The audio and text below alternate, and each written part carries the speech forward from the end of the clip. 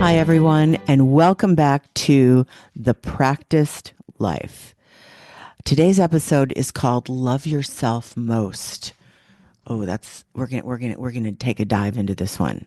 This is this is one that could be part of your secret sauce for a midlife turnaround. No kidding. But to tell the tale properly, I have to go back to maybe my early entry level days at the Oprah show when I was, as I called it, in the basement, producing promos.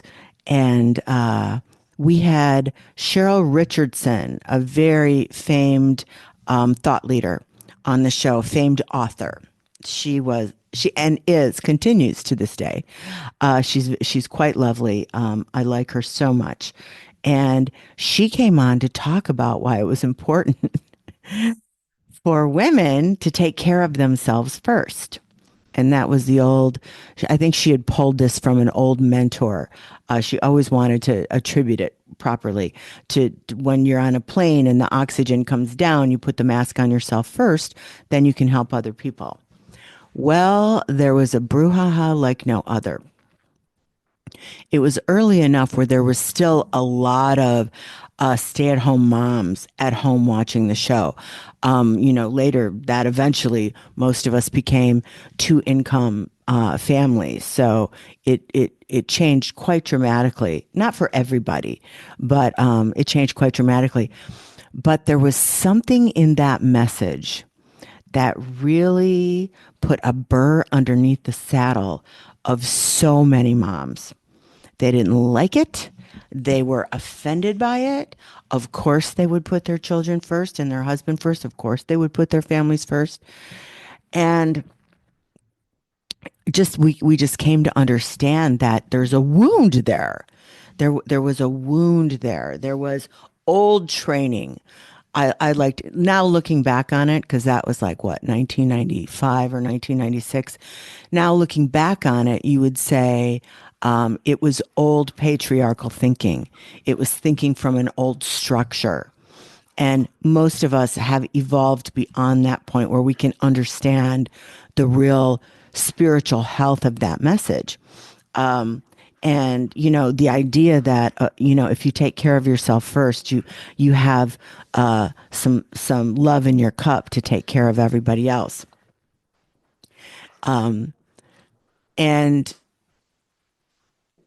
now we get that. It makes sense. It just makes sense.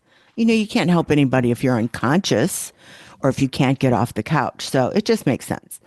At the time, it was a trigger, but it makes sense now. But several years ago, let me think about when this was. This was when my memoir came out. Or no, it was when I was writing my memoir because I wrote about it. I was writing my memoir, and oh, what a grueling process that was. I'll do an episode about that coming up. Woo, that was grueling. And there is a marketing guru. He's quite famous now. When I first met him, he was a little bitty famous.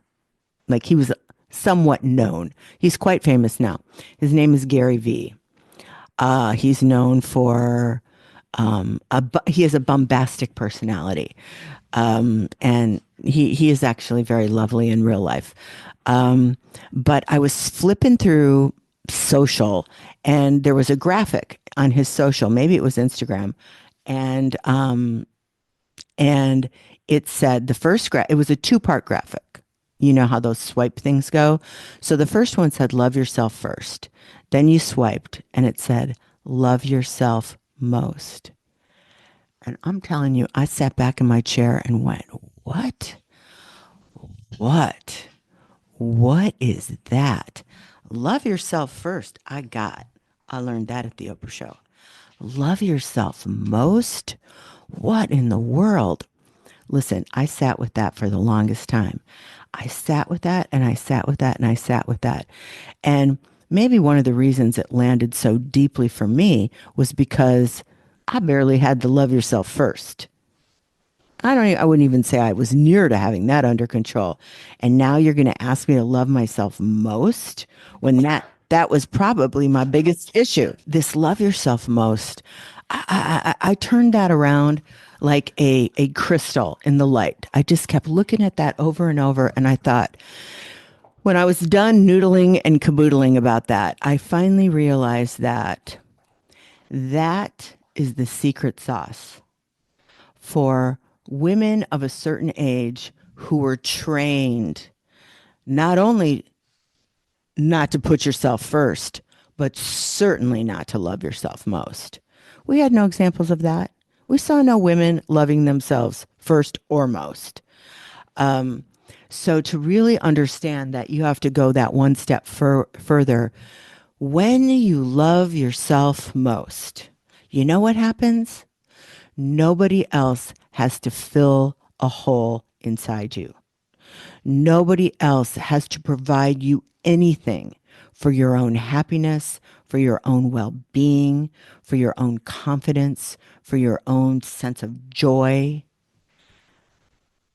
Nothing external has to deliver. So, in a sense, loving yourself most is true liberation. That means you meet people where they are. They don't have to be anything for you. They don't have to dance to your triggered tune. They don't have to dance to your many wound symphony. No, you just love them as they are. They love you as they are. Nobody has to deliver all the sand and the cement to fill all the little holes from all your wounds.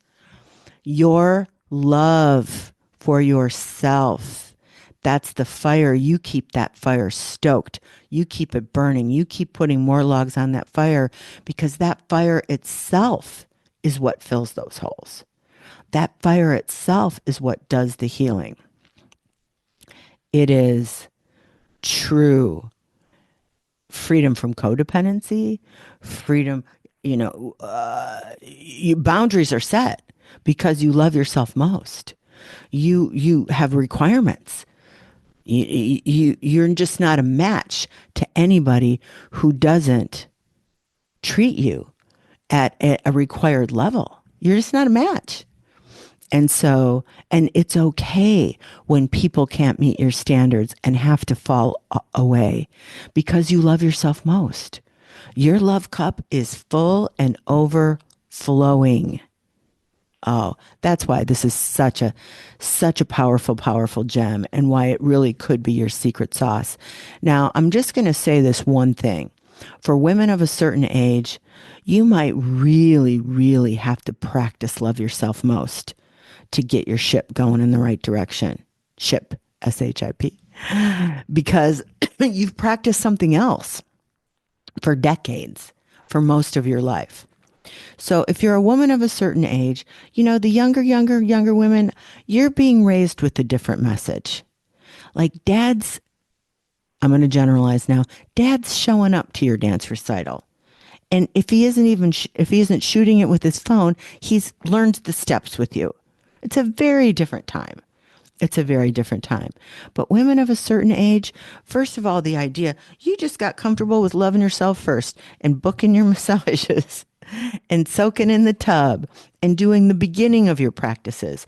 Now I'm going to say love yourself most. That could blow your wig off. I understand.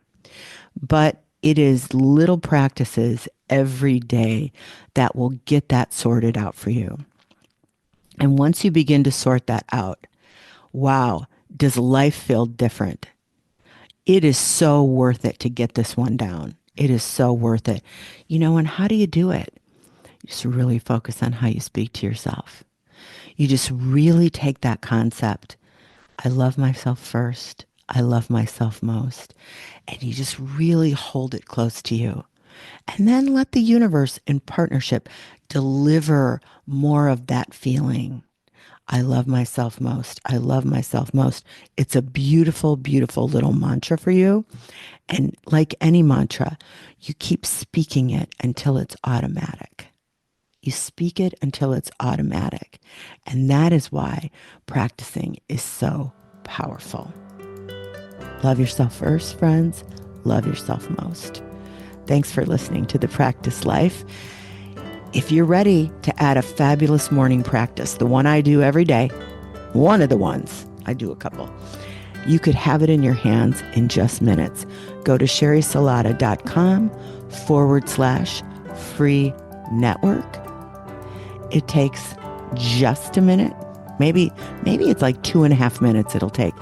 You're going to put in your info, and then you will be on the free front porch of my network, where you will be able to stream Morning Magic in just a few minutes. And it really is good. And there's other stuff for you on that free network. Early access to this podcast. And we have a big free event coming up in several weeks. And you can put that on your calendar. I'm so glad you're here.